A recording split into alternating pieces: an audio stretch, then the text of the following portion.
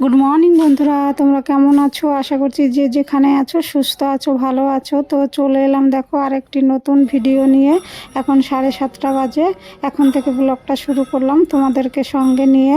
তো blog with সুমিত্রার নতুন একটা ব্লগে তোমাদেরকে সকলকে স্বাগত। দেশ বিদেশ কাছে দূরে যে যেখান থেকে আমার ব্লগ দেখছো সবাইকে আন্তরিক ভালোবাসা ও শুভেচ্ছা রইল। তো সঙ্গে থাকো, আশা করছি ব্লগটা ভালো লাগবে। তো বাসি কাজ সেরে এই যে চলে এসেছি ছাদে ফুল নিতে। আজকে তো রবিবার, তো আগে এই কাজগুলো আগে করে নিচ্ছি, পরে আর আসা হয় না ছাদে ফুল নিতে, তো অনেকটা দেরি হয়ে যায়। তো ফুলগুলো তুলে নিয়ে যাব নিচে, তারপরে ভাত চাপাবো।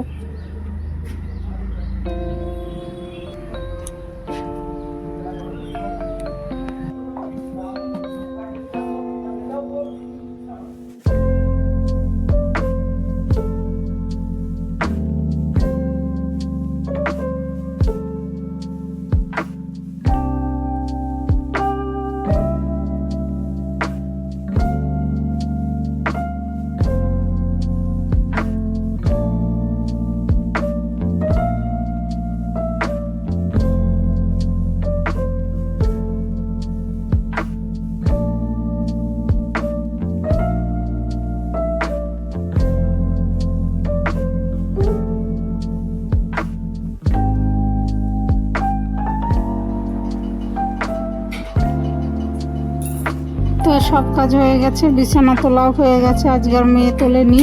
তো বিছানা তুলে তারপরে যে চলে এলাম রান্নাঘরে। হাঁড়িতে জল চাপিয়ে দিলাম, ভাত চাপিয়ে দেবো, আর ওই উনানে ডাল চাপিয়ে দিব, চা করব, চা খাবো। তো চলো, এই যে চালটা নিয়ে এলাম, চালটা ধুয়ে চাপিয়ে দিই।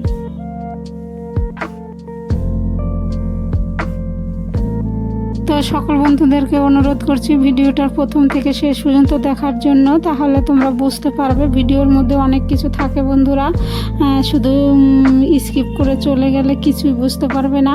তো ভালো লাগলে একটা লাইক দিও, কমেন্ট করো, আর নতুন হলে চ্যানেলটা সাবস্ক্রাইব করে পাশে থেকো। আর পুরনো বন্ধুদেরকে অসংখ্য ধন্যবাদ পাশে থাকার জন্য।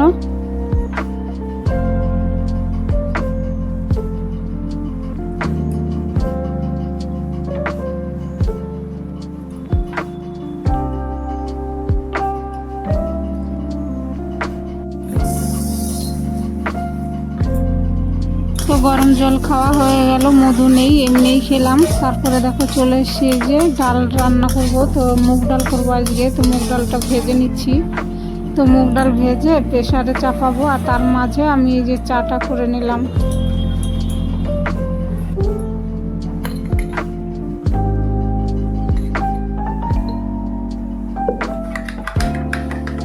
আর মেয়ে খাবে হরলিক্স, তো ওই যে হরলিক্সটা গুলিয়ে দিলাম।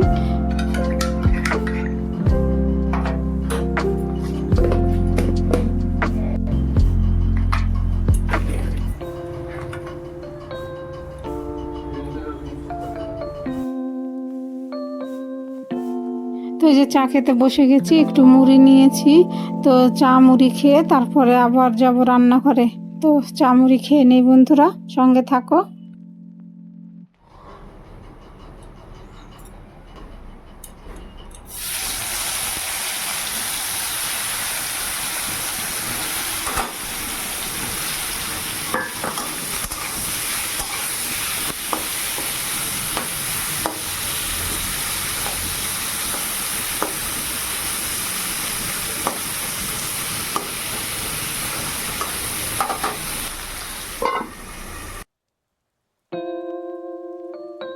তো চা খেয়ে চলে এলাম এই যে সবজি কাটতে, আর কাঁকরোল ভাজা চাপালাম, ওইদিকে হচ্ছে উনানে। আর আমি এখানে আজকে পুঁই শাক ডাঁটা দিয়ে, আলু দিয়ে, বেগুন দিয়ে তরকারি করব।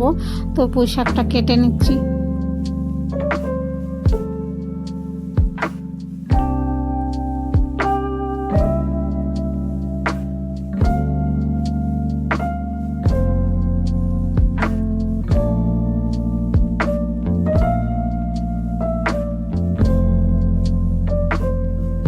তো এক হাতেই সব কাজ করতে হয়, ওইদিকে চাপিয়ে দিয়ে সবজি কাটি। তো এই দেখো আমার সবজি কাটাও হয়ে গেল, আবার ওইদিকে কাঁকরোল ভাজাটাও হয়ে গেছে। তো কাঁকরোল ভাজাটাই যে তুলে নিয়ে তারপরে তরকারিটা চাপাবো।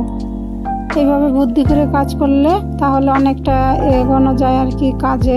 আর যদি কেটে ধুয়ে সব শেষে করতে হয় তাহলে অনেকটা দেরি হয়ে যায়। আমি একটা চাপাই আর একটা কাটি, তাহলে এইভাবে আমার বুদ্ধি করে কাজ করি আমি, তাড়াতাড়ি হয়ে যায়।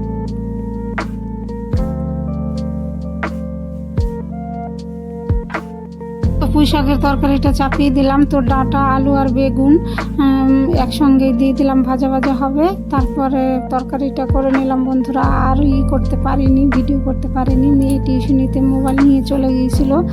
তো কি রান্না করলাম তো একটু দেখিয়ে দেই। ডাল, কাঁকরোল ভাজা আর পুঁই শাক আলু বেগুন দিয়ে ঝোল, খেতে কিন্তু দারুণ লাগে।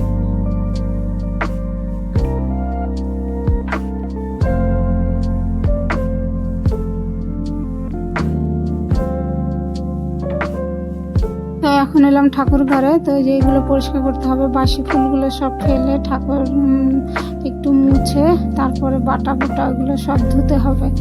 তো এই যে ঠাকুরের ফুলগুলো করে নিলাম, আর এই যে ঠাকুরটাকে মুছে নিচ্ছি।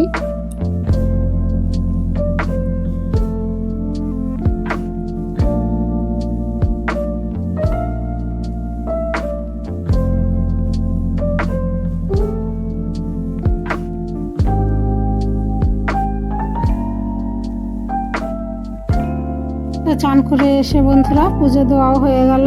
তো এই যে ঠাকুরকে একটু দর্শন করে নাও, আমার পুজো দেওয়া হয়ে গেছে।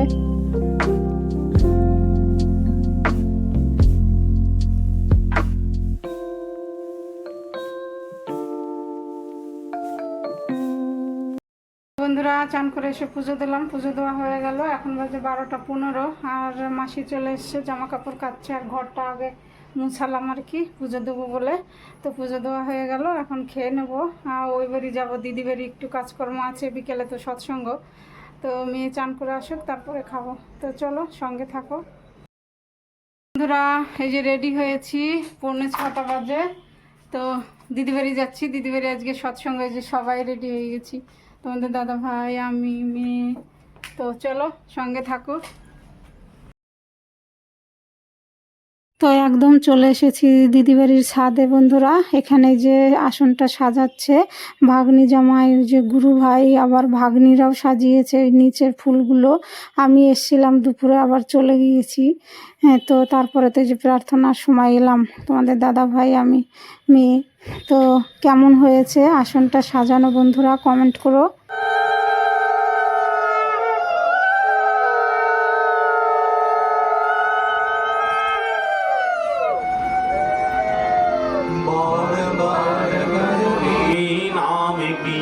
मोहि महिमा सुनाई विरह अनुराग जगायो के घर पहुँचू भाई। साधु संग कर सार रस मैंने पिया अघाई। प्रेम लगा गुरु चरण में मन शांतन आई। तड़प उठे बेकल रहूं कैसे पिया घर जाई। दर्शन रस नित नित लहूं गाय मन थिरकाई। सूरत चढ़े आकाश में और शब्द विलासा। धाम धाम निरखत चले पावे निज घर वासा। हे आशा मेरे मन वसे रहे चित्त उदासा। विनय सुनो कृपा बिना कोई समर्थ नहीं। প্রার্থনা তো শেয়ার করা যায় না বন্ধুরা, ভিডিও অনেক বড় হয়ে যায়। তো মাঝে মাঝে একটু একটু কেটে কেটে তোমাদের সঙ্গে শেয়ার করছি। তো যে প্রার্থনার টাইম হয়ে গেছে, প্রার্থনা শুরু হয়ে গেছে, এরপরে সৎসঙ্গ শুরু।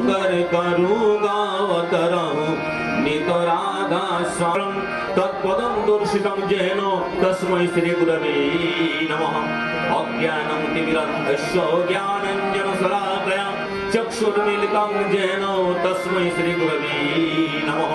स्थावरं जङ्गमं व्यक्तं येन कृत्स्नं चराचरं तत्पदं दर्शितं येन तस्मै श्री गुरवे नमः। चिद्रूपेण नमः नागुरधीकं तत्त्वं नागुरधीकं तपः तत्त्वज्ञानात् परं नास्ति तस्मै श्री गुरवे नमः। मन्नाथो श्री जगन्नाथो मद्गुरु श्री जगद्गुरु मलात्मा सर्वभूतात्मा तस्मै श्री गुरवे नमः।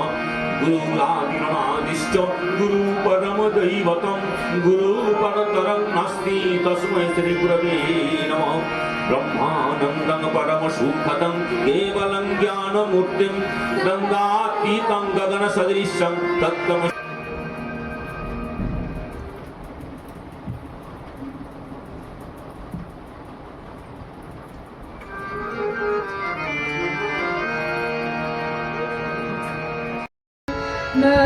नारायणं मत्सरपूर्णकोल नरसिंहवामना शरीरं रामकृष्णबुद्धजिशो महम्मद रूपायितं चैतन्य रामकृष्ण अपुरायन्तमिष्टमित्रं नित्यातम् योगदर्शमनु वन्दे पुरुषोत्तमम्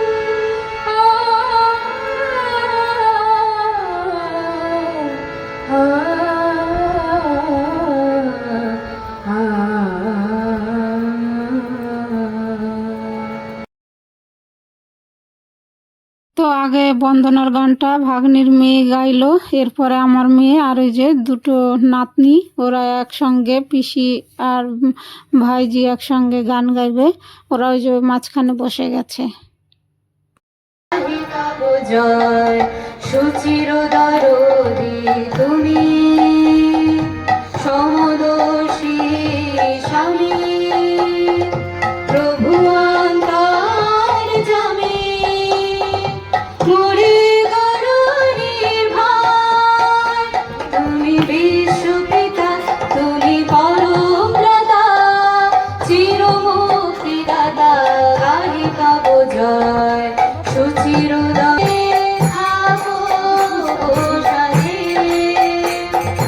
পরম দয়াল নাম জীবন পথে কখনো ডানা ছেড়ে থাকো গোসালে হৃদয় তাহার জানে না আশ্রয় মহাজীবনের বিধাতা গাহি তব জয় সুচির দরদি তুমি